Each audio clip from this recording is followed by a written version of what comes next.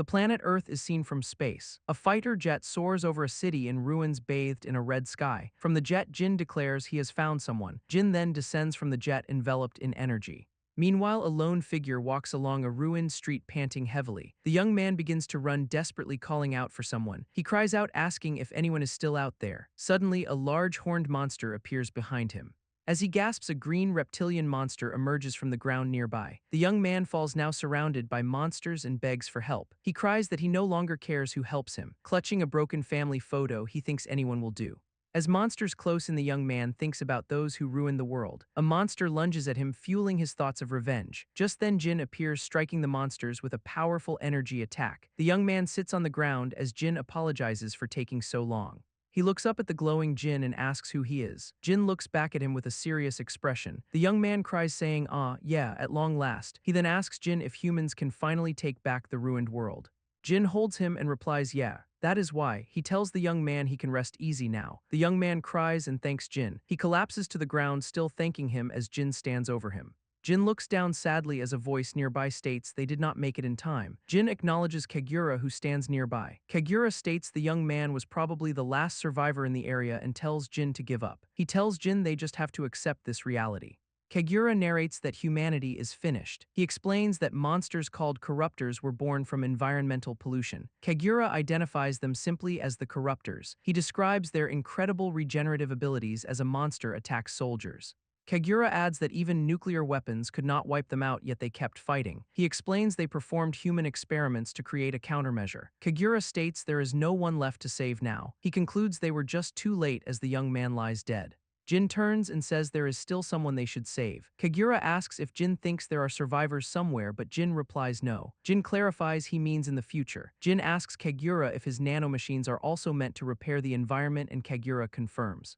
Jin explains that the nanomachines do not just destroy the corruptors' regeneration. He adds that they also help restore the planet's environment. Jin says that someday this planet will regain its beauty. He believes that when that happens, a prosperous human civilization will rise again. Kagura says it sounds like a pipe dream. Jin replies he does not mind if it is. Jin states that maybe, just maybe, that tiny possibility is enough. A dark room with pipes is shown with text declaring "my power." Jin is shown in a tank saying his power might be needed in the future. Kagura thinks that believing in a just maybe could be what saves the future. Kagura looks at Jin in the tank and says all he needs to do is keep that possibility alive. Text appears stating activating cold sleep. And counting begins from 0. More large monsters as counter shows 20 years. The Earth is shown from space, still red and storm-ridden. After 400 years, monsters still evolve after 5,000. The Earth slowly regains its blue and green colors. As the counter shows 17,000 years later, a monster lies dormant on the ground. As the counter hit 50,000 year, the environment becomes lush and green, with birds flying. As year 84,000 begins more and more years later, the Earth is fully restored to its natural colors. Lush landscapes with animals are shown as the counter continues to increase into the millions. And finally, counter hit 1000 years later. Text confirms access key confirmed and initiating cold sleep sequence. A person runs quickly through a dark, confined area. A young woman with animal ears looks panicked as she runs. She and 2 other people run from a large monster with glowing red eyes. The young woman asks if he is really in a place like this, and another person confirms. The young man warns that they will die if he is not there, but the young woman insists he is. The young woman looks determined. She thinks about the guardian god. The 3 stand before a large structure, and the young woman states the guardian god is definitely here.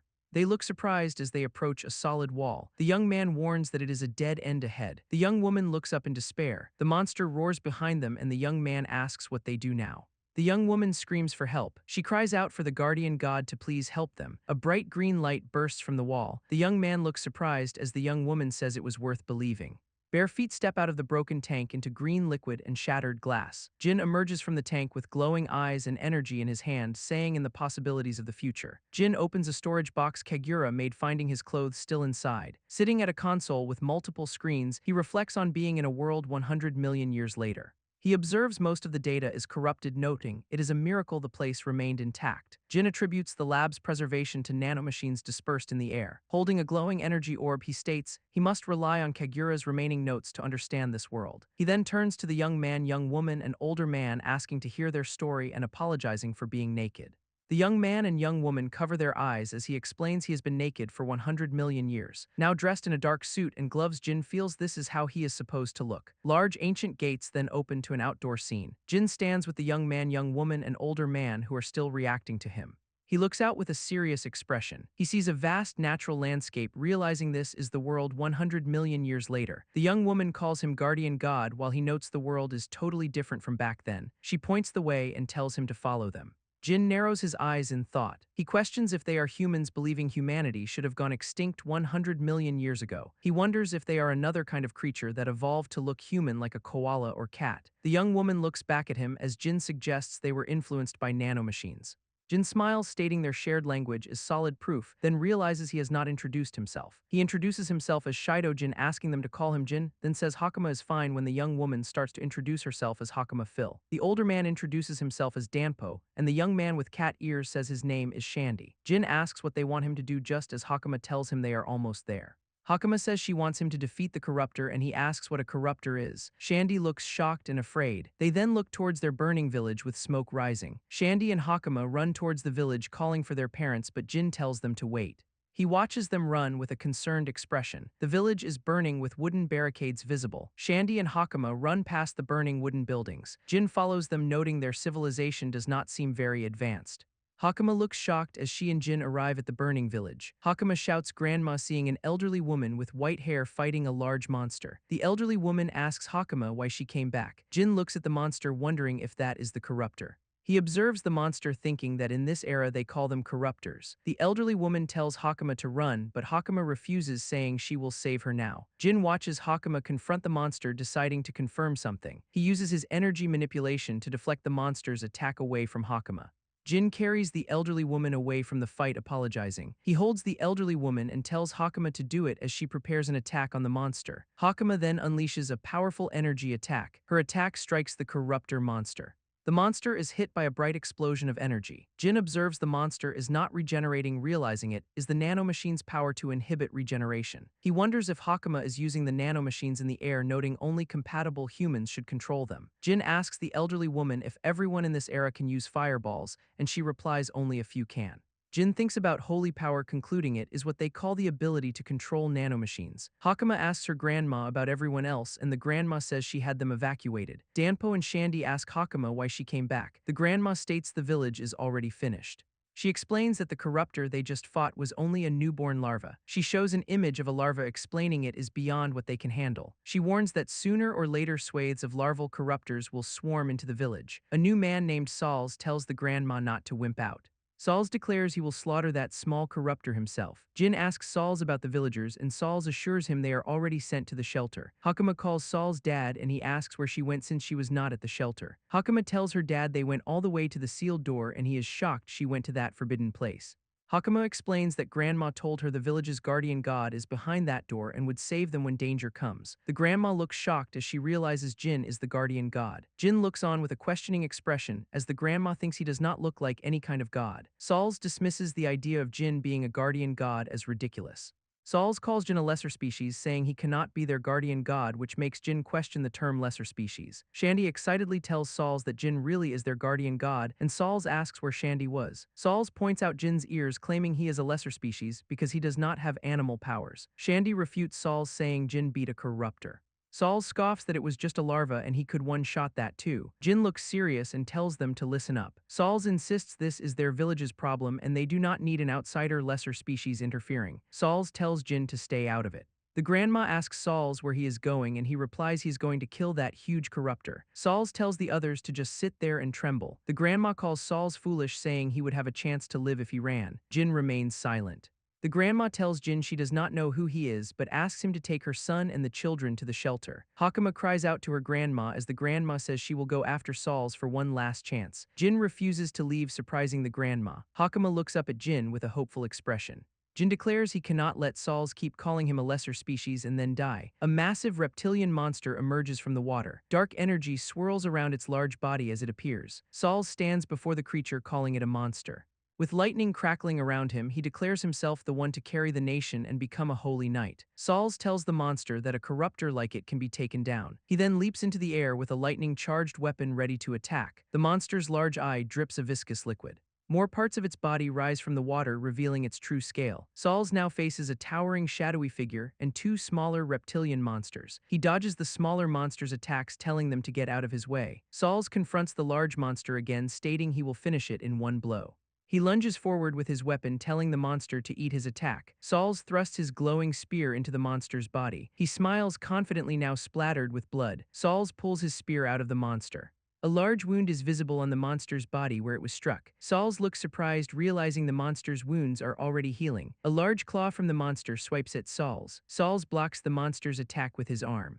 Jin appears, stopping the monster's claw with a hexagonal energy shield, and asks Saul if he is done yet. Saul looks back at Jin in surprise. Jin stands on the monster's back while Saul is knocked away. Jin looks at the smaller monsters, wondering if they are still alive. Jin snaps his fingers. His snap causes a powerful energy blast that destroys the smaller monsters. Saul calls out to Grandma to hurry over as he sees the monster's regeneration. Saul shouts Jin's name as Grandma and other villagers run towards him.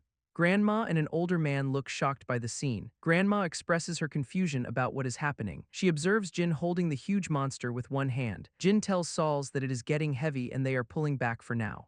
Jin carries Saul away from the monster. The monster's claw slams into the water where they were just standing. Jin continues carrying Saul to safety. Saul asks Jin who he is. Jin explains that those things regenerate right after being damaged. He adds that they need to use nanomachines to block their regeneration. Saul questions nanomachines, and Jin clarifies that is what they call holy power. Jin tells Saul his attack was good, but the wounds were too shallow to stop the regeneration. Saul asks if Jin is their guardian god, and Jin replies he does not remember ever becoming a god. Jin stands before Saul and tells him there is one thing he wanted to say. Jin asks Saul if he said this was his village's problem, and Saul confirms it. Saul tries to explain himself, but Jin cuts him off, stating he is wrong. Jin declares that the monster is his problem. The monster roars and thrashes in the water. Jin runs across the water towards the monster. Jin states his plan is to pin the monster down first.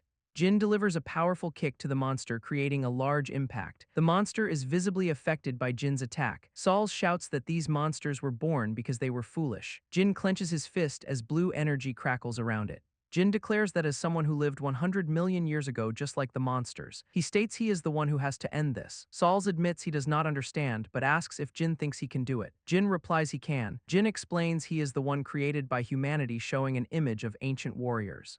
He continues that humanity is a species with a long, gruesome, bloody history, showing modern soldiers. Jin adds that humanity is filled with unthinkable tragedy, showing a scientist in a lab. Jin states he is their final human. Jin launches a powerful energy attack. The monster roars as the energy attack hits the water around it. Jin's powerful energy attack streaks across the water. The attack engulfs the monster in a blinding light. The villagers, including Saul and Grandma, stare in shock at the spectacle. Ames smiles happily with a look of awe. A wide shot shows the massive energy beam striking the planet. The monster is gone, leaving only calm water and a small island. Saul looks utterly astonished. Jin stands on the water and tells Saul he is their final. He finishes his statement, calling himself a scientific weapon. Jin looks out at the now peaceful water. A woman with orange hair and glasses observes from the bushes, stating she came to investigate a new corruptor near Kodama village. She thinks she just saw something insane and wonders what it was, noting even the Holy Knight captain could not do that. She realizes the importance of the event and needs to get back to the capital right now. She declares she must report this to the guildmaster. A holographic projection of Kagura appeared before Jin, asking if he could hear him and stating that if he was listening, Kagura was likely no longer in this world. Kagura smiled through the projection, remarking he always wanted to say that line, while Jin looked annoyed. Kagura then inquired about the future, noting the world's environment should be much better by now. He next informed Jin there was a problem, prompting Jin to ask what it was. Kagura directly explained that even with environmental improvement, the corruptors probably would not die out. Jin listened intently to Kagura's explanation. Kagura continued explaining he first started feeling that something was off. He was shown at a computer, stating this realization came about 1,000 years after Jin went asleep. Kagura explained he also went into cold sleep from time to time to observe how the world changed. As the environment recovered, he continued the number of corruptors steadily went down. He confirmed that their numbers did indeed decrease. A target reticle then focused on a person with purple hair standing near a dead horse. This person had glowing red eyes and dark tendrils emerging from their body. Kagura explained that as the environment changed, corruptors started appearing that evolved along with it. He stated he did not know what kind of changes they would have, but they would definitely be a threat. Kagura explained he tweaked things so that new life appearing could at least have a chance against these corruptors. He added that he also left some power behind for Jin. Jin looked at a glowing blue cube in his hand and asked about this power. He then held up a syringe filled with green liquid asking if Kagura meant this. Kagura replied that if Jin used it, the nanomachines would tell him how. Kagura explained this power was only for Jin because after remodeling his body, he was 100% compatible with nanomachines. Jin looked at his hands considering this. A knife then materialized in Jin's hand from glowing blue energy. Kagura explained the power let Jin generate objects by changing the form of the nanomachines asking if it was handy. Kagura stated he hid that sort of power-up in research labs scattered all over the world.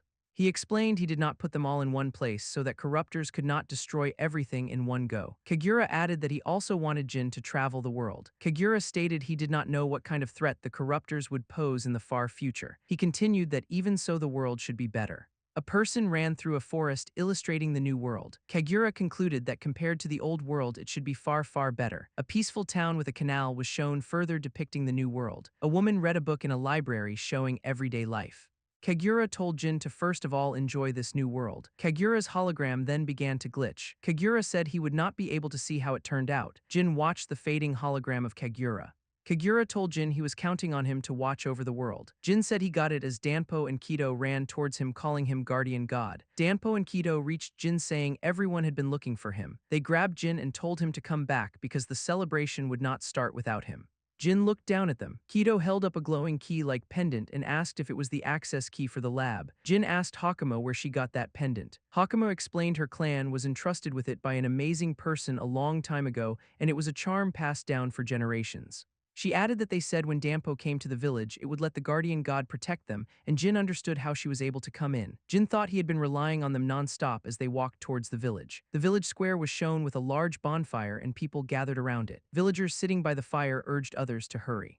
A villager asked if that was the guardian god as Jin arrived with Danpo and Kido. Another villager expressed disbelief saying Jin looked like a lesser species. A villager asked if that scrawny guy really beat the monster. Jin looked over his shoulder at the villagers. Dampo told the villagers they were too busy running away so they would not know. Kido declared the guardian god was awesome, while Dampo commented on Kido's sudden change of tune from earlier. Jin looked at the villagers who were now looking at him. Grandma and Sauls approached Jin, and Grandma formally thanked him on behalf of the village. Grandma explained that without him the village would have been wiped out and they wanted to repay that debt. Jin smiled and said they did not have to. Jin added that if they really insisted then instead of things he wanted information. Jin told Sauls he would like to know more about the state of this world and Sauls repeated the question. Grandma told Jin he should head for the royal capital and he asked about it. Grandma explained it was where the king who rules this country resided and people from all over gathered there so they were well informed. She added that folks from Kodama village often went there to sell special goods made from silkworm tree thread. Grandma warned the road was long and harsh, but was sure the guardian god would be fine though she did not know the way. She asked Jin to take Hakama as his guide since she also had business in the capital and Jin asked about the business. Grandma explained Hakama could use holy power and there was an academy in the capital to help people develop that power. She stated she would like to enroll Hakama as planned despite what happened earlier and Jin noted they had schools in this era too before Sauls interrupted. Sauls declared he should be the guardian god's guide. Grandma told Sauls he had no business in the capital, but he insisted he did and planned to join the Holy Knights there. Grandma scoffed that Sauls could not even get into the academy and he angrily told her to say that again. Jin asked if just having holy power was not enough to get in and Grandma explained there was a written exam. Grandma stated Sauls was an idiot so he failed and Jin said he understood. Jin thought about the Holy Knights and expressed curiosity. Meanwhile, a Holy Knight on horseback asked if the huge corruptor that appeared near Kodama village had been defeated. An investigator confirmed it was true. Investigator added she was on her way back to report it to the guildmaster. The Holy Knight thought he came thinking not even a Holy Knight could beat it and rushed without waiting for the guild's report, but never imagined it would already be taken down. He noticed a large monster's foot and thought about running into a Holy Knight in this place. Investigator smiled and said it was a crazy coincidence. The Holy Knight and Investigator were seen fighting a monster together. The Holy Knight watched the defeated monster and told Investigator that if what she said was true, it was interesting. The Holy Knight stated he now wanted to meet this person himself. A peaceful village lies nestled in a valley with a river flowing through it. Jin stands shirtless by a window remarking on the nice morning and the great taste of the air. He gazes out at the expansive view of mountains and fields, never expecting to live to see such a sight. He then wishes Kagura could also see the view as Kido stands behind him holding clothes. Kido looks at him in surprise, addressing him as guardian god. Kido then asks him to put on his clothes. Soon after, Jin and a small group walk along a path leading out of the village. An older man instructs a young woman named Hakama to fulfill her duty as guide, and she agrees. Kido complains that he thought he would learn much by staying near the guardian god, but he is told he needs to study first. Jin asks if the older man is Saul's, commenting that his moves yesterday were not bad. Saul's reacts with a surprised and happy expression to the compliment. Saul's promises to do his best at studying while the older man asks Jin to take good care of Hakama. The older man tells Hakama to stay healthy and she replies yes. Jin announces he is off and walks away with Hakama as the villagers wave goodbye. Jin and Hakama begin their journey walking along a path next to a small body of water. They continue their journey following a winding river through a green landscape. As sunset approaches, they pause by a large waterfall. Hakama points ahead and Jin looks at her. Later that night, camping by a fire, Hakama asks how far it is to the capital. Jin replies it is 4 more days on foot, and Hakama notes it is closer than she expected. Hakama then asks him why he wants to know about the world. Jin replies that it is a secret, and Hakama repeats the word thoughtfully. Jin's thoughts turn to Kagura's words about corruptors never dying out. He recalls that corruptors truly exist in this era as a monster is shown. He notes that corruptors should only breed in heavily polluted environments, but the area was not. He concludes that there is definitely some kind of change occurring. Hakama tells him he has a scary look on his face, and he apologizes, explaining he was lost in thought. Jin thinks that at least the corruptors have not taken over everything and people are living properly in this era. He decides he should first find out how the people of this era deal with them. He plans to investigate the corruptors themselves little by little afterward. Jin asks Hakama to stop calling him guardian god and suggests she call him Jin instead. Hakama calls him Jin-sama, but he tells her to drop the sama too, so she simply says Jin. Suddenly, a horse gallops through the forest at night. Jin and Hakama are still resting by their campfire. A man in armor speaks, apologizing for bothering them while they are resting. The Holy Knight, still on horseback, asks if he may have a moment of their time. The Holy Knight looks directly ahead, observing them. Jin asks who he is. The Holy Knight introduces himself as Argus Wilton, captain of the 7th Squad of the Royal Capital's Holy Knights. Jin thinks a Holy Knight and wonders if these are the ones he's been looking for. A woman with dog ears and brown hair glares angrily at them. She yells at Jin, calling him a cur and demanding he stand up when the captain is speaking. Argus tells the woman Karina that it is enough and confirms that these are definitely the ones. Argus apologizes for speaking from horseback and asks if he may have a word with Jin. Jin asks what he means by definitely the ones, and Argus apologizes for his subordinate's rudeness. Argus then asks Jin where he came from and where he is headed. Hakama quickly replies they came from Kodama village and are on their way to the capital, which Argus repeats. Karina is then shown with a menacing smile. Karina dismounts her horse, stating she is sure they are the ones. She angrily states there are no birth records for lesser species in Kodama village and accuses Jin of slipping up. Jin thinks about birth records, realizing this country keeps a tight leash. Argus tells Karina no. Argus explains that Hakama's clothes are Kodama cloth, a specialty of Kodama village known as high-quality fabric in the capital. He adds that children's clothing made from it rarely appears on the market, so it is probably true she came from Kodama village, as Karina still protests. Argus then draws his sword. Argus tells Jin that he, however, is different. Argus comments that he has never seen clothes like Jin's and asks what country they are from. Argus states that on the road from Kodama village to the capital, there have been repeated bandit attacks using children to steal cargo. He says that just like Jin looks now, they pretend to be harmless then strike. Hakama shouts that it is not them, but Argus replies that they are the ones who decide that. Hakama looks terrified by his words. Hakama is surrounded by green energy and prepares to fight. Argus' intense blue eyes are shown fixed on her. Argus warns Hakama not to try anything funny as golden energy radiates from him. Hakama is shocked as Argus notes she has holy power and is quite promising. Jin observes Hakama, thinking to himself that this is a holy knight. Jin looks at Argus, who is holding his glowing sword, and thinks that he is strong. Argus points his sword at Jin, demanding to know where he came from, and states his answer will determine what happens next. Argus declares he will cut Jin down right there. Jin looks at Argus with a serious expression, ready for whatever comes. The darkness persists. The night remains dark. Argus appears serious, a bead of sweat visible on his face. Jin then informs Argus of his origin in Kodama village. Hakama reacts with disbelief, immediately calling Jin's statement a lie.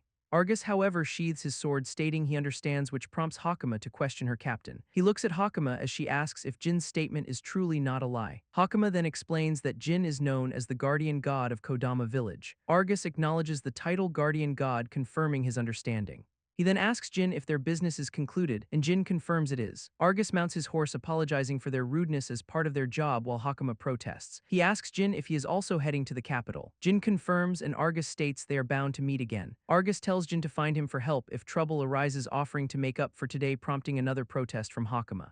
Bidding them farewell, Argus rides off with his group, leaving Hakama still protesting behind. Jin watches the knights depart. As the knights ride away into the night, Hakama questions why Argus backed down so much. She continues to complain that Jin was suspicious and a lesser species. Argus meanwhile contemplates the term lesser species. He questions which of them was truly lesser, prompting another knight to ask what he means. Rhea agrees with Argus, which surprises Hakama. Rhea explains that Jin is not entirely wrong in his assessment. Jin asks if Argus did not feel it. Argus states he tried to move on Jin 3 times. He is shown drawing his sword. His hand grips the glowing sword hilt. Simultaneously, Jin's hand glows with energy. The scene darkens. Argus thinks Jin reacted before he could even begin his move. Rhea asks Argus if he used his holy power, and he confirms it. Hakama adds that she could not even get her power to activate. She explains trying the same thing as with the girl, but the spirits refused to lend her strength. Rhea agrees with Hakama, realizing the implications. Argus explains there is a massive gap in holy power. He continues that among all the knights, only the Grand Captain could achieve such a feat. Both Hakama and Rhea react in surprise. Hakama realizes she did not notice it at all. Argus tells Hakama not to worry as she just joined the squad. He asks about the corruptor at Kodama village, thinking it was most likely Jin. Hakama asks if it is okay to leave him, but Argus says Jin did not seem harmful and will be allowed to roam free for now. Argus adds they are heading to the capital and cannot stay longer, assigning someone to handle the bandit issue. Argus advises Hakama to value character over strength, and she apologizes. Argus looks at the capital city, thinking about Jin being the guardian god of Kodama village. He considers that if Jin is an ally, he might help them. Argus continues to think that Jin could help solve some of the country's bigger problems. Hakama tells Jin that yesterday was interesting and asks if all knights in the capital are strong. Jin replies that Argus is special. Jin explains that only the very best are holy knights and Argus is among the top. Jin notes that the speed of Argus spirit arts was on a different level, prompting Hakama to ask what spirit arts are. Hakama explains that borrowing the power of spirits is called holy power and techniques triggered with it are spirit arts. Jin understands, thinking they treat nanomachines as spirits. He concludes that in this era science is basically fantasy. Jin recalls Hakama calling him a damned lesser species. He muses about the term lesser species. He comments that there are all kinds of races in this era and Hakama agrees. Jin mentions some look like fish and others like insects, which Hakama questions. Jin explains that grandmasid people could only live in limited areas a long time ago. He continues that everyone's bodies slowly changed to suit the regions they could live in. Jin asks if this means changes to adapt to the environment. He thinks there were actually survivors 100 million years ago, and they are the ones humanity evolved into. Jin decides there is no use overthinking it for now, noting that those who did not adapt are called lesser species, and Hakama agrees. Jin concludes that compared to those who adapted to their environments, the lesser species fall short in all kinds of ways. Jin notes that people look down on lesser species, and that most slaves are lesser species, realizing the existence of slaves. Hakama argues it is wrong to treat someone differently just because they are a bit different. Jin agrees that everyone is messed up. Jin smiles and tells Hakama she is a good kid. Jin and Hakama continue walking along a forest path. Hakama struggles to keep up with him. Suddenly, a young man with light blue hair falls to the ground in front of them. Hakama asks if the fallen young man is okay. Jin looks surprised at the fallen young man. The young man lies on the ground with a stick nearby, appearing injured. Jin notices the young man's ears. The blue-haired young man Kito lies on the ground injured and breathing heavily next to Survivor. Jin observes Kito, noting his awful bruises and injuries. Hakama holds the injured Kito, asking if he is okay. Jin tells them to hang on, promising to heal Kito now as his hand glows with energy. Kito looks up with a sharp, alert expression. Suddenly, Jin is told not to move. Kito, no longer appearing injured, grabs Hakama in a headlock and holds a knife to her throat, threatening her life if Jin moves. Jin stands still facing Kito, who holds Hakama hostage. Jin acknowledges the situation, stating he understands. Kito reveals they walked right into a trap. Jin deduces that others must be nearby. A transparent camouflaged figure walks forward, and Jin notes that someone could indeed pull off such a feat. A bearded man praises the figure, calling him Powell. The bearded man and 2 other men become visible, and he explains Powell used stealth camouflage. The stealth camouflage functions as a nanomachine ability, absorbing surrounding visuals to render its user transparent. He explains the invisibility breaks if the user moves, but Powell used it well, then questions Jin's origin, calling him a lesser species. The bearded man holds a sword to Jin's neck, telling him not to move. He warns Jin about the consequences of moving, while Kito maintains his hold on Hakama. Hakama struggles against Kito, and a blue light glows around her hand. Jin shouts Hakama's name. Hakama looks terrified as Kito holds her. Jin is told that Hakama's power is not meant to be used on people. Hakama cries out in protest. The bearded man exclaims he hit the jackpot, surprised that Hakama also has holy power. Jin is asked if he can use holy power too, and he replies he does not know. One of the ambushers kicks Jin in the stomach. The ambusher calls Jin a lesser species and tells him not to get cocky. The bearded man tells his subordinate not to damage the merchandise, saying lesser species do not go for a high price. The subordinate suggests Jin might have holy power, but the bearded man dismisses it, saying no lesser species possesses that. Hakama realizes that these men are the bandits and slave traders the Holy Knight warned them about. The bearded man states Jin will take a little nap, while Hakama worries they will be sold off as slaves if caught. A sound effect indicates a blow. Hakama is hit by the bearded man's lightning attack, fearing they will be sold as slaves. Jin wakes up and calls Hakama's name, then she asks if he is Jin. Hakama sits up looking startled. Jin asks if her body is okay and she replies she is fine, but asks a more important question. Jin looks around the caged area and asks where they are. He deduces that this is the base of the guys who attacked them. Jin realizes that everyone they hit on the road gets brought here, seeing other people in cages. Other captives sit in cages looking dirty and injured. A green-haired captive with elf-like ears shivers in her cage. Jin and Hakama are in a cage together, and Hakama stares at Jin. Hakama asks why Jin is naked, and he explains his unusual clothes were taken, leaving only his underwear. Hakama comments that Jin is too chill about this, to which he replies he has spent most of his life naked. Hakama asks Jin why he did not fight back, stating he could have taken them out easily. Jin remains silent. Kido and another ambusher enter the room, and Kido says to just get it over with. Jin and Hakama look towards the entrance. Kido carries a tray of food and asks Jin if he was awake. Hakama yells at Kido, who offers her the food, stating he does not mind if she hates him. Kido says he never expected to be forgiven anyway. Hakama looks angry and clenches her teeth. Jin tells Kido he is too kind. Kido looks shocked and asks if Jin thinks he is kind, calling himself real scum. Jin advises not to waste time thinking about whether someone hates them or if they get forgiven. Jin gestures to Kido and Hakama, saying to focus on the present. Jin grips the bars of his cage. Kido looks surprised and distressed. Jin touches his chest and Kido looks at him in surprise. Jin tells Kido he was waiting for him, explaining they can talk without anyone overhearing. Kido asks Jin where they are keeping the person he cares about. Jin asks Kido how he knows that, and Kido replies it was just a bit of deduction.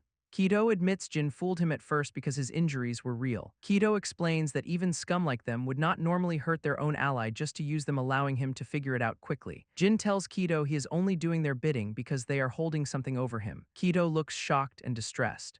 Kido reveals they have his little brother. A flashback reveals Kido was threatened that his brother would be sold to another country if he resisted. Kido recalls the threat of being separated for life. Kido cries, remembering his parents were killed by those men and he had to protect his brother. Hakama looks at Kido in silence. Jin's eyes glow red as he calls the captors scum. Hakama asks if Jin let himself get captured on purpose to save Kido's brother, and Jin confirms that is part of it. Jin explains that such scum are stubborn and clingy like oil stains. He adds that if even one slips away, they will rebuild their strength and resume their evil deeds. Jin concludes that if they are to be wiped out, it must be done thoroughly. Jin kicks open the cage door with immense force. The door is completely destroyed as Jin steps out of the cage. Jin's body glows with energy as he declares they will eradicate them from the root thoroughly. From a city at night, a voice declared a deep familiarity with scum. Survivor with a dirty face then appeared. He recalled admiring justice and a hero on television who had busted a drug ring. A younger version of him stood alone in a city street. He then realized something important about the world around him. He understood that a world needing justice was overflowing with trash. A group of tough men were shown as examples of this pervasive trash. One man lifted him by his shirt, stating an ordinary life was best. He explained that his environment never allowed him such a life. He recounted how he crushed those who stood in his way. He looked at the defeated men. He continued to crush his opponents. He fought another man. Eventually, he sat atop a pile of defeated individuals. Then one day someone approached him while he was on that pile. He looked up at the approaching figure. Kagura extended a hand to him, saying he was born in the wrong world. Elsewhere, Jin dragged a defeated person across a wooden floor. Two beast-eared guards with weapons then confronted him. The guards were quickly defeated, with one asking what he wanted. Another defeated guard asked how he got inside. Jin smiled subtly in response. He swiftly threw another guard into the air. One guard caught his falling comrade in surprise. Jin attacked the guard with the club, who reacted with shock. Jin stood over the defeated guards asking what they were. The remaining guard cowered in fear. A loud scream was heard from above, causing a group of people to look up in alarm. Rhea recognized the scream. Rhea asked Aim about her partner, and Aim replied he was the guardian god. Aim reassured Rhea that they would be fine if they left it to Jin. Aim told Rhea to do what Jin said and get everyone outside, but Rhea doubted they would make it. Rhea worried about a powerful enemy with holy power, believing brute force could not win. Meanwhile, a man with long hair and a beard looked up pleadingly. Jin grabbed the man's head, asking what he wanted and if it was money. The man grinned slyly. He asked if Jin wanted slaves, pointing to a cage with a young boy inside. The man offered Jin as many slaves as he wanted. Jin looked at him with a serious expression. Jin stood over the man, now defeated and bleeding, asking if he was done talking. The man wondered what was happening. Jin asked why his spirit arts were not activating. He asked what kind of power the man possessed. He stated it was lucky the man was only a half-baked thug. The man stared as Jin explained real thugs bolt when things go south. Jin explained that guys like him always started by looking down on their target. The man gritted his teeth as Jin added they then started groveling once they lost. The man declared he had no choice and ran to a lever. He pulled the lever, saying it was not over yet. As he pulled the lever, a gate started to open. The gate opened further. The gate was fully open. Jin realized it was a corruptor specially requested by the man. A massive corruptor monster emerged from the opened gate. The man smiled, saying he would just. Jin told him he would wreck everything the man had. The corruptor lunged forward to attack. Jin prepared for the attack. He punched the corruptor with immense force. The man looked on in disbelief. Jin stated he was born with a superhuman body as he punched the corruptor. He explained he had several times the muscle fibers of a normal human. He continued to describe his abilities. Jin activated his energy manipulation against the corruptor. He unleashed a powerful beam of holy energy. The man looked in terror at the remains of the corruptor. He realized Jin could also use holy power.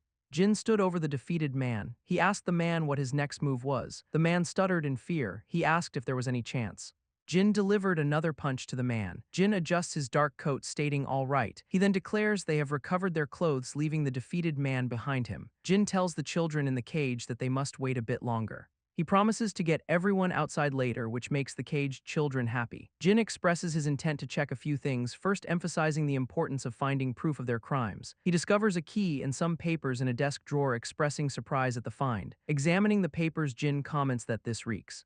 The papers display unreadable text in an unknown language. Jin says he understands. He then looks confused, stating he cannot read a single word of the document. Jin decides he will ask Hakama to teach him how to read, glancing at the defeated man on the floor. He kneels and wonders what the captor's plan was by capturing a corruptor. Jin places his hand on the ground, saying they will find out. He explains he is accessing the cameras on the nanomachines floating around. Jin sits surrounded by holographic screens, stating they should have up to a week of footage stored. As Jin watches, a voice from the footage asks, "But my lord." The voice from the footage asks what they are doing catching something like this, and a cat-eared man replies they do not need to know. The cat-eared man says he can tell them one thing. Very soon in this country. He smiles menacingly and declares something interesting and perfect is about to happen. Jin intently watches the holographic screens displaying the footage. Now a bustling town square under a bright sky. Several children who were previously caged are now freestanding among adults. A young woman with blue hair looks on as guild staff arrest the bandits. The blue-haired woman reacts with a gasp of surprise and joy. Kido runs towards her, calling her big sis, with Jin visible in the background. The blue-haired woman reaches out to embrace Kido. She hugs Kido tightly and says thank goodness. She thanks Jin, who replies he is no god but not to worry. Jin then asks a question. He asks if the people arresting the bandits are from the Lord's domain, and someone replies they are guild staff. Rhea points to an older man with horns, identifying him as the guildmaster of this town, to which Jin says he understands. The guildmaster looks sternly at Jin. Jin asks the guildmaster if he is the one behind all this, and the guildmaster confirms it. The guildmaster introduces himself as Padrak and thanks Jin for his help in handling the many enemies. Padrak bows slightly to Jin. Jin thinks Padrak looks like a legendary figure, but his instincts tell him he is not normal. Padrak mentions they had many damage reports, and requests to wipe out the bandits never stopped coming. Jin asks if the Lord does not command their capture, and Padrak replies that lords do not have that kind of authority. Padrak explains that dealing with crimes like this is the job of guild staff sworn to the king. He adds that even if Lord Shapian committed a crime, they are duty-bound to report it to the king, though he does not think he would. Jin deduces that in old world terms the lord is like a mayor and the guild is like the police. The cat-eared man from the footage mentions Shapian with a sinister smile. Jin looks thoughtful and suspicious.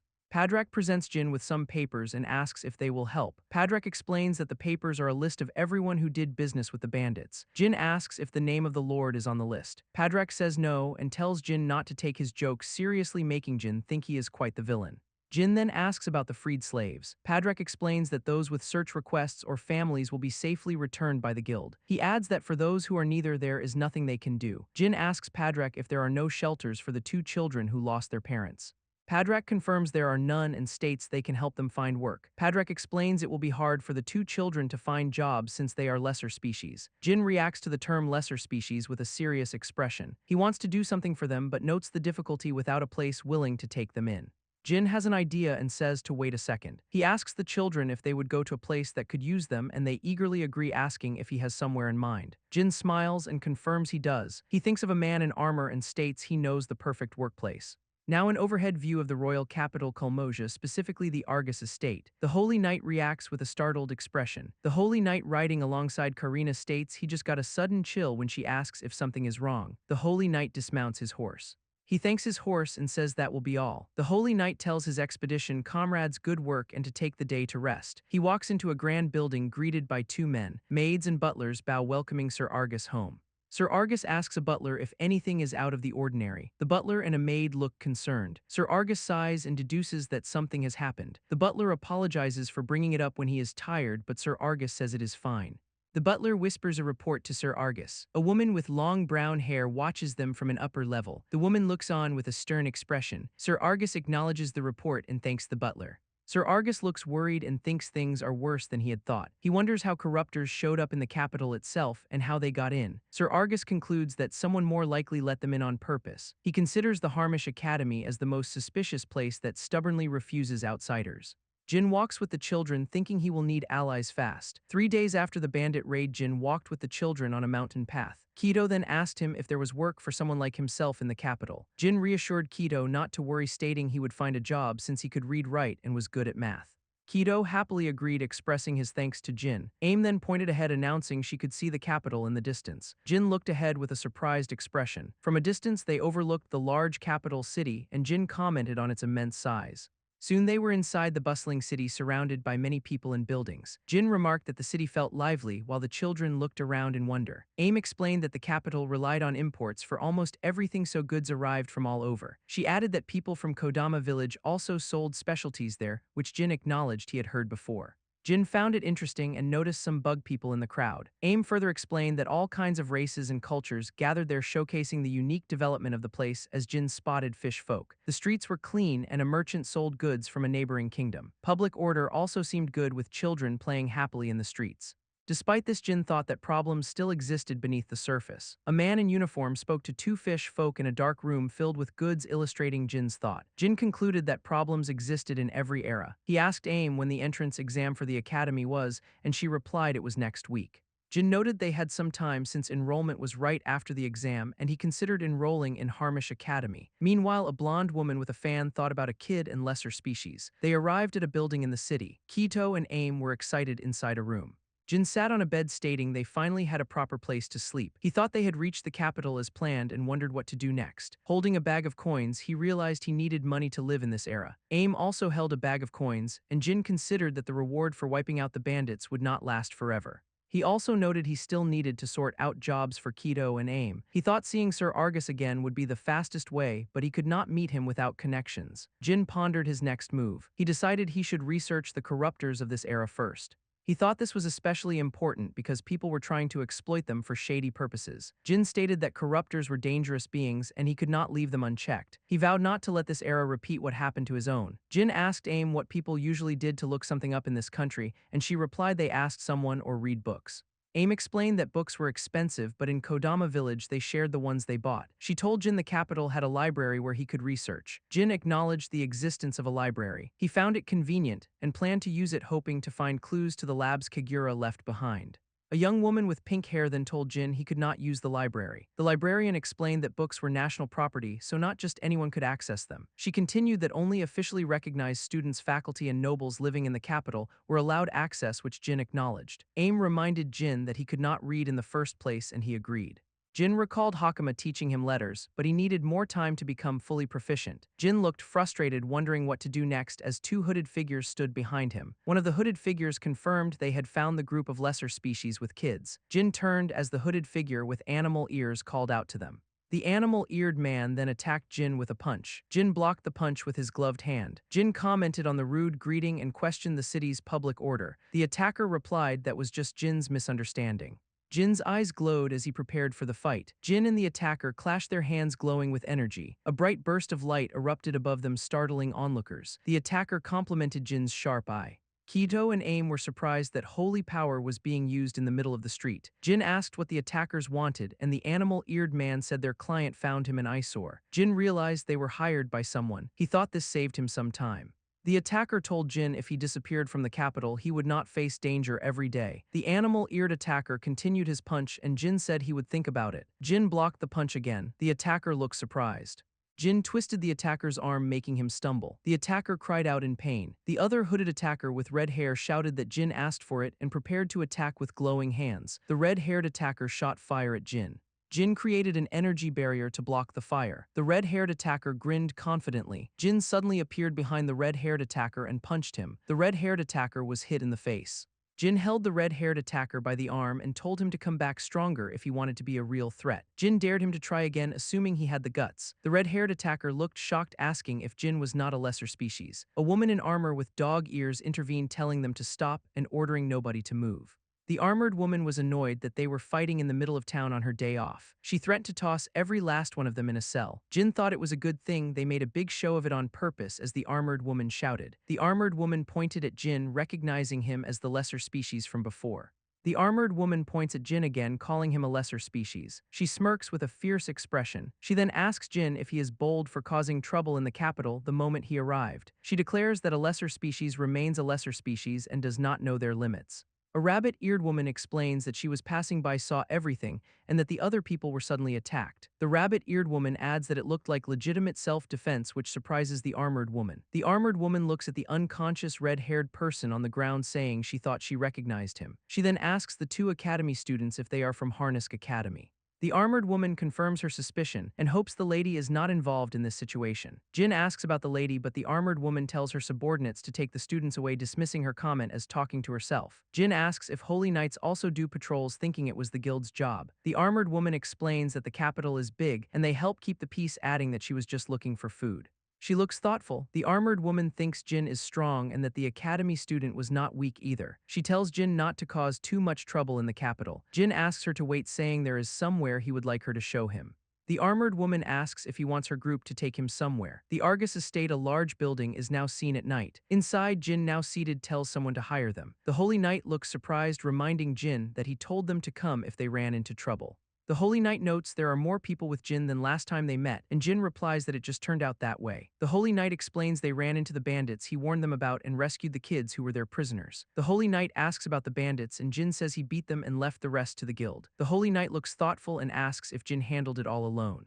Jin explains that the two kids have no family and are what people call lesser species. He adds that the least he can do is help them find a place to work. Jin states he is under no obligation to take responsibility for them, but it is just how he does things. He declares that he saved them and does not do half measures, seeing things through to the end.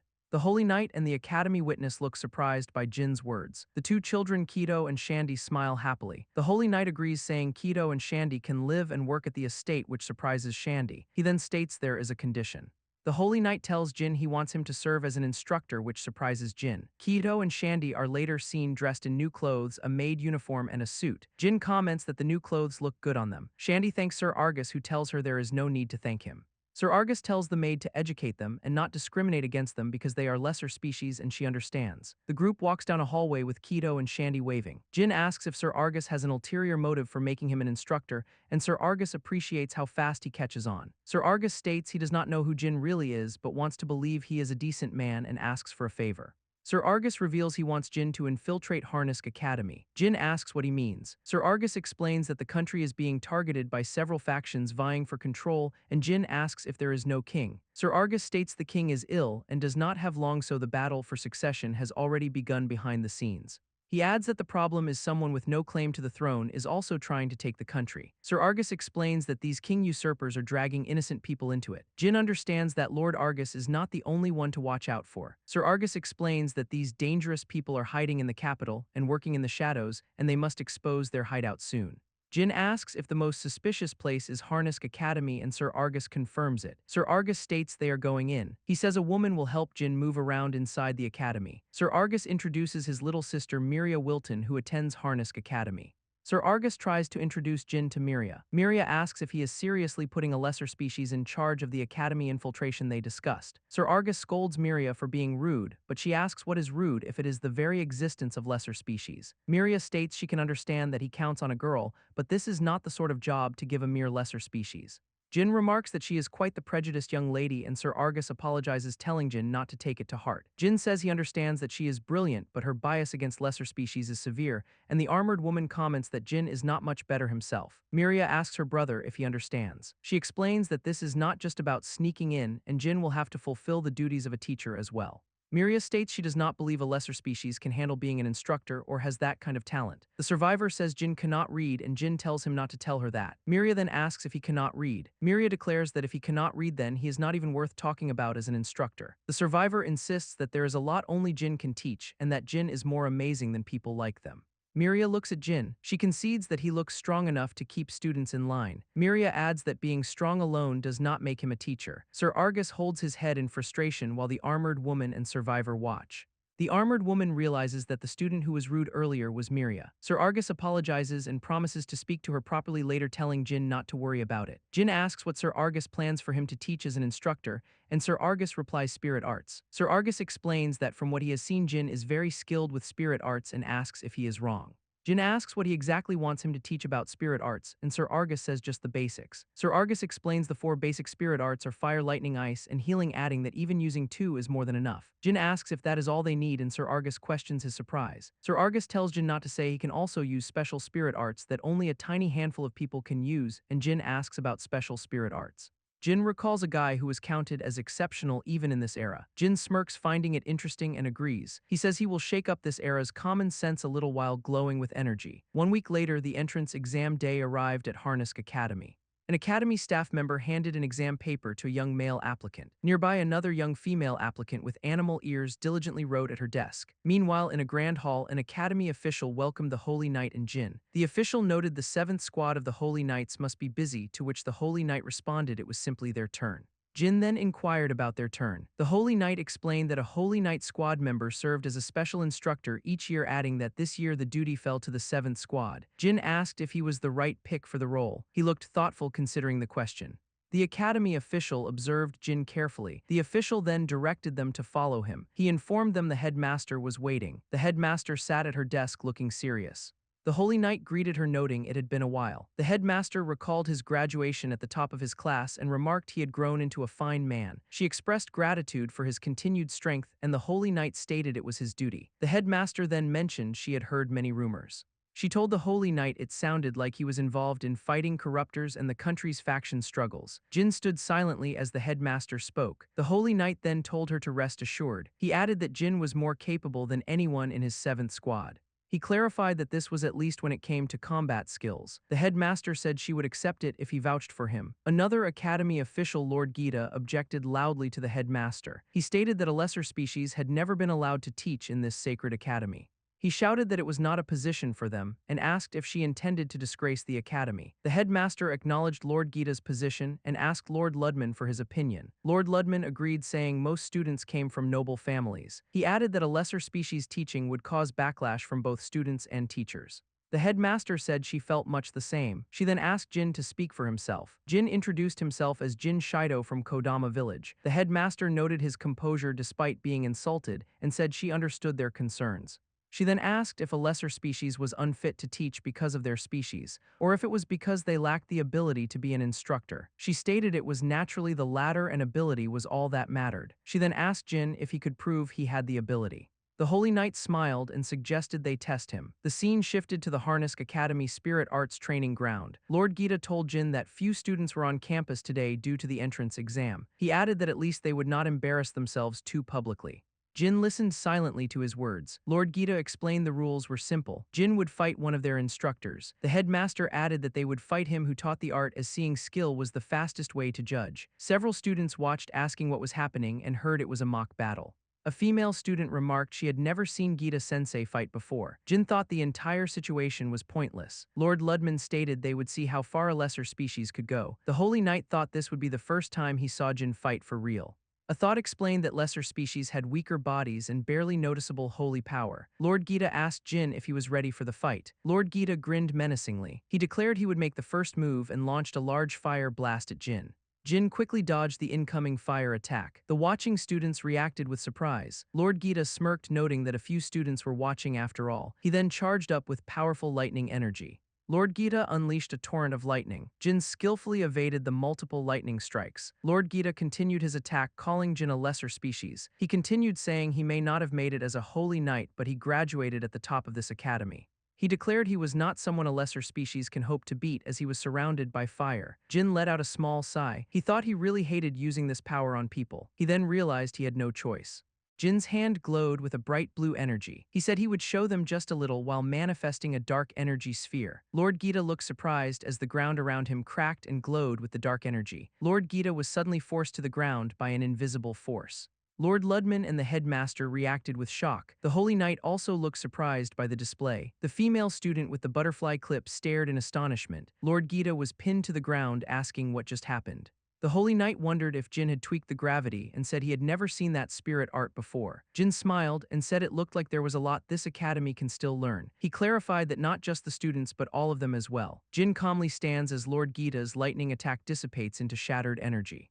Lord Gita, enraged and surrounded by dark energy, faces Jin, who remains composed. Jin then makes a quick finger gun gesture. An invisible force immediately forces Lord Gita to his knees, creating a cracking barrier around him. Lord Gita demands to know what Jin did, who replies that it was spirit arts. He claims he has never heard of such spirit arts and accuses Jin of using a cheap trick. From a distance, two other observers watch Jin and Lord Gita. The Holy Knight and two other adults agree the situation is settled. Meanwhile, a group of students watches the scene in shock. A blonde student remarks that it was definitely a special spirit art, asking what it was. She wonders how Jin could possess such power, as lesser species are supposed to have almost no holy power. Her eyes narrow in deep thought about this revelation. Lord Gita grabs Jin's collar, demanding to know who he is, but Jin tells him to settle down. 1 week later, the scene shifts to an academy that teaches academics but primarily trains warriors. This academy exists to train warriors to defeat corruptors, as shown by a large student assembly. The speaker warns the assembled students that those who cannot keep up will be expelled without mercy. An older woman with white hair and purple attire states that graduating offers the dream of joining the Holy Knights. She continues to address the numerous students gathered in the auditorium. 3 students observe that everything depends on individual ability and note the presence of many commoners among them. Nearby, a male student reaches out to the blonde student. He greets her by name Lias and comments on her rare appearance at the ceremony. Lias replies that she could say the same about him, suggesting they stay on the good side of any high-ranking nobles among the new students. She then asks if he wants to cozy up to them. Lias then asks why a lesser species is sitting with the teachers and is told he is one of them. Surprised, Lias asks the male student what he thinks of Jin. The male student Lias looks surprised by the question. The blonde student states that Jin is just a lesser species, and the male student replies that he thought so. Meanwhile, Jin observes the students on the upper level, including Lias and the blonde student. He notes that the academy is big and investigating it properly will take time. He also finds the student's stares brutal and decides his first task is to fix how they see lesser species. Jin realizes that if he stands out too much, he will be the most suspicious one, so he needs to be accepted first. The scene then shifts to an exterior view of the large academy building. Inside a classroom, Lord Gita stands at a podium, announcing they are resuming spirit arts classes today. He tells the few students present not to slack off or the first years will leave them behind. Lord Gita smirks, saying that is what he would like to say. He then asks the students what is wrong and if they even want to be there given the low attendance. The blonde student looks down with a resigned expression. Lord Gita smiles sinisterly, stating that no one would waste time listening to a lesser species. Jin is present, and Lord Gita reveals he spread the word that today's lecture would be handled by a lesser species. Lord Gita then addresses Jin as Jin Sensei and asks him to introduce himself. Jin introduces himself as Jin Shido, confirming he will be teaching spirit arts. He states he will be teaching spirit arts for a while and looks forward to it. Lias questions if he is truly up for the task. Jin replies that it is for them to decide, and they are free not to attend if they think the class is not worth their time. Lias is surprised by his response. Jin then adds that there is one thing he wants them to promise. He holds out his hand with glowing blue energy. He explains that spirit arts can interfere with corruptors' extreme regenerative abilities. Jin clarifies that this regeneration block does not work on human bodies and only leaves injuries. He reveals this power was created to kill corruptors and warns them not to misuse it. A student with dark hair and animal ears asks if Jin is serious saying power is power. Another student with animal ears says he came to see what kind of lecture a lesser species would give and asks if Jin is telling them not to use spirit arts. A female student with animal ears laughs and another student states Jin is just a weak lesser species who does not want to be compared to them. Jin observes the group of students who are mocking him. He stares back at the students with a serious expression. He tells them if they think he is weak, they are free to try him. Jin challenges them to use their strongest attack and fire it at him. He promises if they can injure him, he will never show up again after today. The student with dark hair and animal ears smiles confidently at the challenge. The student launches a powerful yellow energy attack at Jin, telling him not to regret it and that it is too late to back out. Lord Gita frantically shouts at the attacking student to stop, saying he will get caught in the attack too. The student with dark hair and animal ears yells take this as he unleashes his powerful energy. His yellow energy attack flies towards Jin. The attacking student grins confidently as it approaches. Suddenly, a white energy blade shoots up from the floor with a blue aura. The energy blade slices through the student's attack, causing him to look surprised. Jin, still surrounded by blue energy, states that if he had truly meant it, the student would have been finished. He warns that judging people by appearances alone will get them killed. Lias, shocked, asks what that was and wonders if it was spirit arts. A student with ram horns says they call Jin lesser because he is weaker but Jin is stronger than him. Jin, still glowing with blue energy, asks what they are supposed to call him and says he will give them the answer. Jin smiles and declares that they should call him teacher. Jin begins by asking if anyone knows the conditions for activating spirit arts. He then directs the question to the ram horn student who had just attacked him. The student dismisses it, claiming it is merely imagination. He elaborates that one raises holy power and sends it to spirits to shape it, calling these the basics. Jin smiles, acknowledging imagination's importance, but clarifying it does not activate spirit arts. He explains that spirit power manifests once an individual accepts the art and lets its wavelength flow through them. The ram horn student questions wavelengths, and Jin replies there are 8 basic types. Jin then demonstrates fire, conjuring flames in his hand. Next, he demonstrates lightning with a burst of electricity. He continues by showing healing power with a green glow from his hand. He creates an ice shard, stating they should at least know those 4 basic types. Jin adds that there are even more types beyond those. He demonstrates gravity control with a purple orb and light level control with a white orb. He shows air pressure control with a swirling green orb, mentioning what he had shown earlier. Finally, Jin demonstrates spatial shielding with a large blue geometric shield. The ram horn student reacts with shock, asking if he can use all 8 types of spirit arts. Jin explains that imagination matters to build on these basics, like turning lightning into a spear. He smiles and says now then. Jin declares they should get class started properly. Jin then walks away down a long hallway. He thinks he needs to keep investigating this huge academy.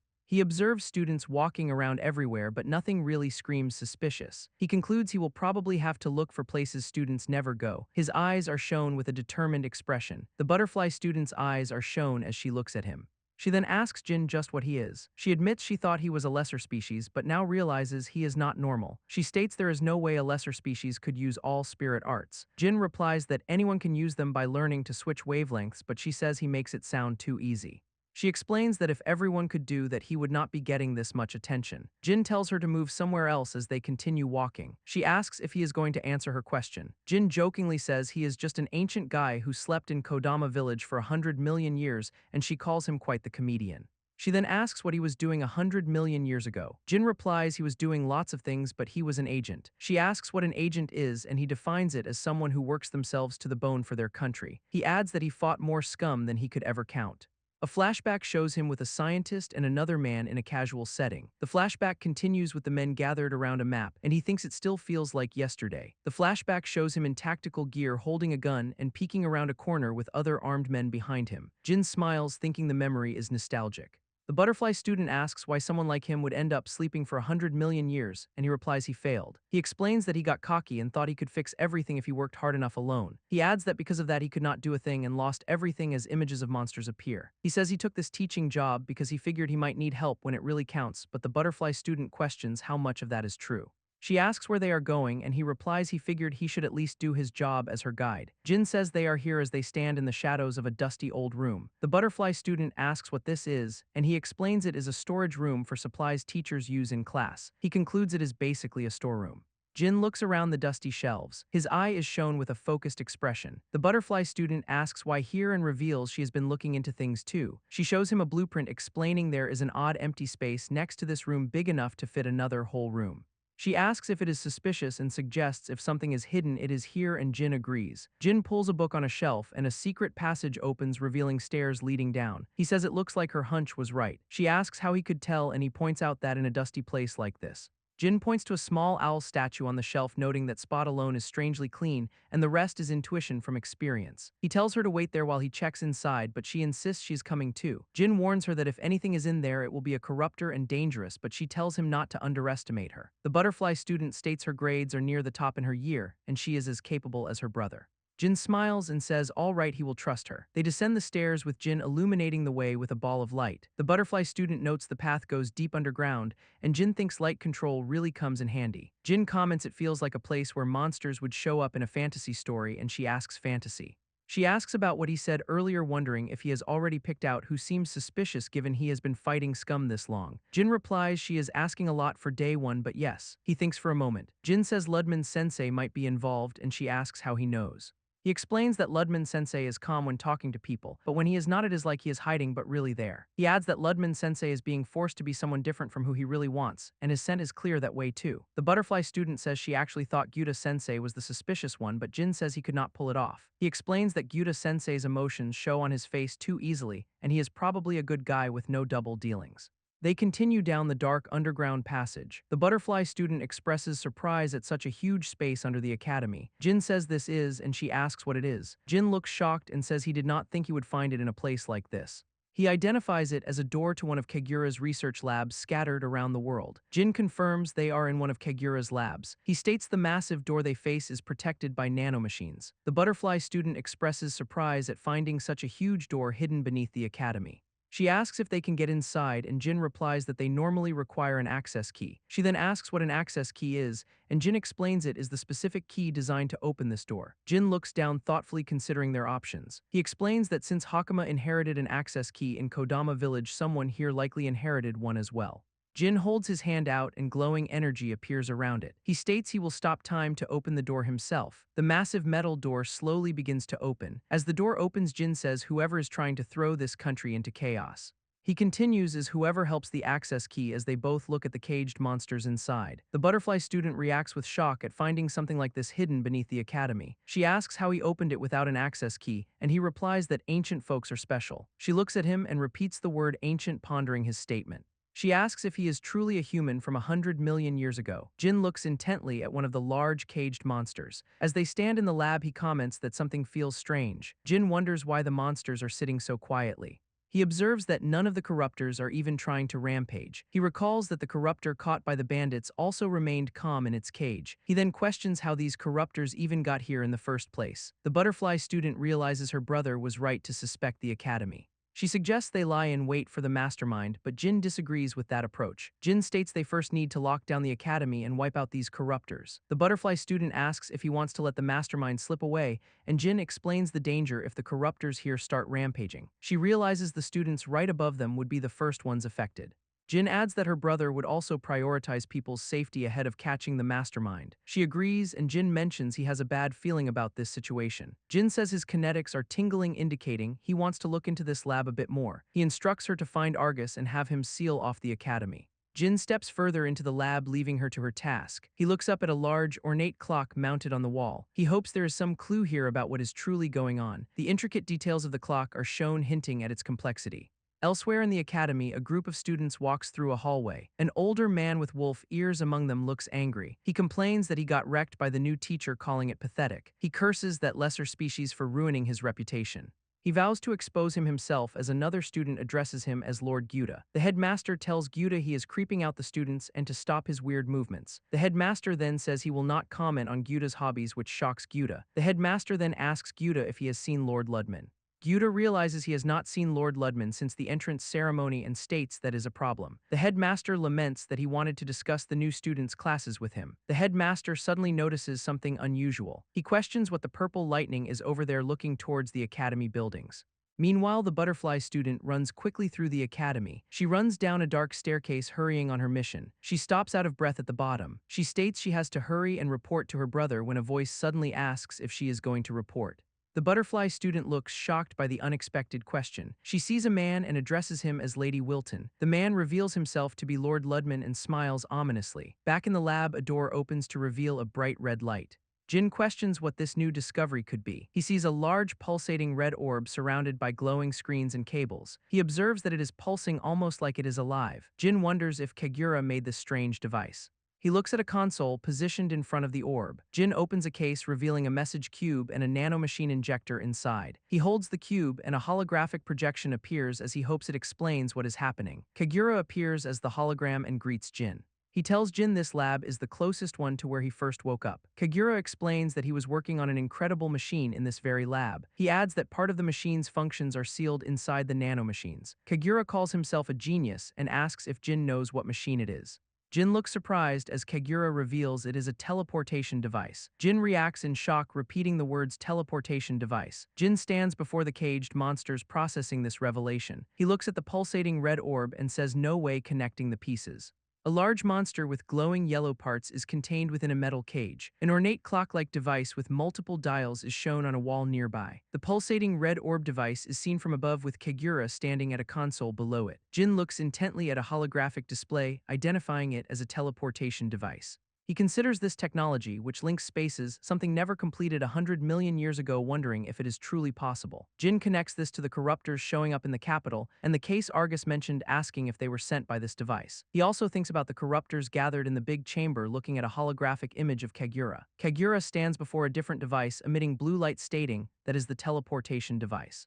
Jin looks surprised, thinking the device looks different from what he saw. He looks back at the red orb device, asking what it is then. The ornate clock-like device is shown again, making a clicking sound. The red orb device then emits a bright red light as Jin looks on in surprise. The caged monster is engulfed in the red light. Red beams of light shoot upwards from the cages. A holy knight tells Rhea the capital is in emergency and she replies that she knows. The holy knight looks grim, stating this is. He describes it as the worst-case scenario as many monsters are teleported into the city by red beams. Karina asks Danpo what is wrong, noting he looks so grim. Danpo looks at her and addresses Lady Wilton. Rhea angrily tells someone to get out of her way, asking if they are behind this. Danpo tells Rhea she has already figured it out, saying she has been sniffing around for some time. Rhea looks angry, asking what he means by that. Danpo reveals that today is the day they make their move. He explains the plan was originally for later, but they moved the timetable up thanks to her poking around. Jin runs through a corridor thinking that man is a threat. He continues running thinking he knew at the moment he saw him, calling him as troublesome as his dear brother. Rhea says he has already found that secret passage. Danpo asks Rhea if that man is down below right now.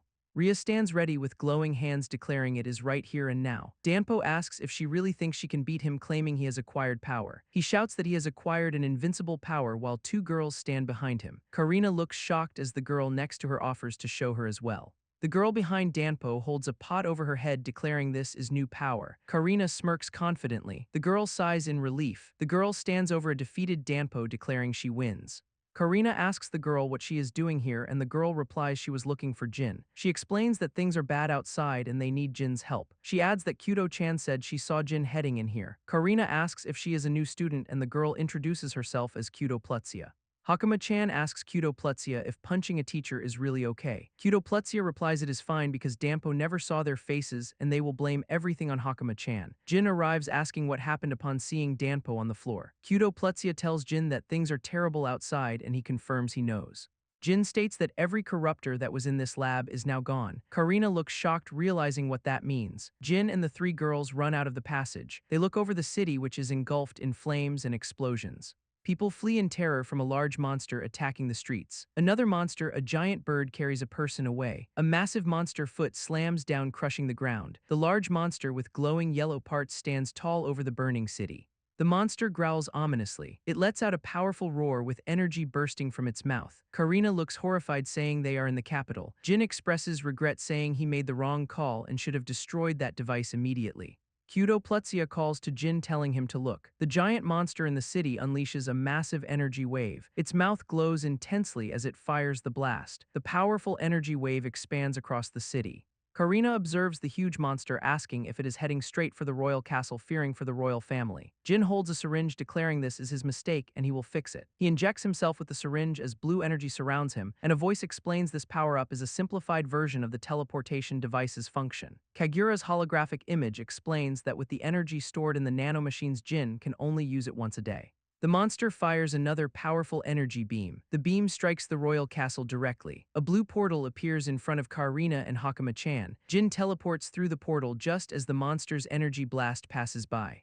Jin is mid-teleport and the voice explains he can choose where to jump to. A giant green monster attacks a town as smaller winged creatures fly above. Inside a building, a woman in a red uniform runs urgently. She bursts into a room, informing the guildmaster that a giant corruptor is at the outer wall. The guildmaster, a man with wolf ears, stands by a window and states he already knows. Harden Gaxlet, the guildmaster of the royal capital, declares there is nothing they can do. Citizens flee the burning city, some carrying others to safety. Holy knights fight the monsters, and the guildmaster believes all available knights are deployed. The woman asks the guildmaster what he means by his statement. She is shocked to learn that half of the holy knights are away from the capital on missions. The giant corruptor, a massive multi-eyed monster, stands over the destroyed city wall. The guildmaster realizes this was a planned attack timed for when the knights would be gone. He laments that if the Grand Captain were here, he might have stopped the monster. He concludes that this may be the end as the monster prepares another attack. The woman points out the window, telling the guildmaster to look. The guildmaster's eye widens in shock at the sight. A figure is seen through the window, deflecting the monster's energy blast. The woman recognizes the figure as the one from Kodama village. The monster's energy beam is redirected upwards into the sky. Jin descends rapidly from the sky, surrounded by a white energy aura. He lands powerfully on the ground, emanating blue energy. Jin charges up a powerful blue energy attack. He unleashes a wide energy blast that hits the monster, which roars in pain. Jin looks determinedly at the monster. The monster is hit by the blue energy, causing red energy to erupt from its side. Jin observes the monster, noting its sheer mass makes it hard to bring down completely. He also realizes the teleportation took more out of him than expected, so this fight will not go as usual. Jin decides to move his body for once. He forms a glowing blue energy blade in his hand. Jin slashes the air with the energy blade, sending out a wide blue energy wave. The energy wave strikes the monster, making it roar again. Jin leaps forward, moving with incredible speed. He reflects that the damage will regenerate quickly, but it should be enough of a distraction. Jin focuses his mind for the next step. He plans to apply the basics of nanomachine use against the monster. Jin uses gravity control to cancel his body's weight. His foot lightly touches a wooden surface. He then generates wind with air pressure control to propel himself. Elsewhere, a smaller monster attacks a man who curses in frustration. A fiery projectile flies through the air towards the monster. The projectile hits the small monster and another man shouts they will back him up. Two students from Harness Academy with animal ears express surprise. A man with a spear thanks them for their courage as he fights a monster. The students explain they cannot sit still while the capital is in danger. They face off against smaller monsters, stating they have no choice but to fight. Jin moves swiftly, striking a monster with his energy blade. Someone reacts with a surprised exclamation at his speed. The spearman and the two Harness students look on in shock. The green-haired student identifies the monster as a lesser species guy. Jin rushes towards the large monster, intending to close in before it regenerates. The giant monster roars and glows with red energy. It fires two energy beams at Jin, who reacts with an exclamation. Jin dodges the beams as they explode behind him. He notes that aside from that one attack, the monster is not dangerous and decides to finish it. Jin slashes a dragon-like monster with his energy blade, saving a person. He prepares to finish the main monster before it can use that move again. Jin moves with enhanced speed, leaving the Harness students behind him. He charges directly at the massive corruptor monster. Jin impacts the ground with force, causing a powerful shockwave. He then slashes upwards with his energy blade towards the monster. The powerful energy slash continues its upward trajectory. The massive corruptor monster reels back in surprise. Holy knights and other fighters look on in shock. Three young women also watch with wide eyes. Jin continues his rapid ascent towards the monster. He slashes the monster with multiple energy blades. The monster's body is engulfed by the blue energy slashes. Dark energy erupts from the monster as it is continuously struck. Jin is seen above the monster, which is surrounded by his energy attacks. He then dashes past the monster, preparing another attack. Jin charges a powerful energy attack in his hand, stating this will finish it. He unleashes a concentrated blue energy blast at the monster. The monster is struck by the powerful blast, causing a large explosion of energy. The energy blast continues past the monster and impacts the royal castle wall, and thanks for watching. Bye.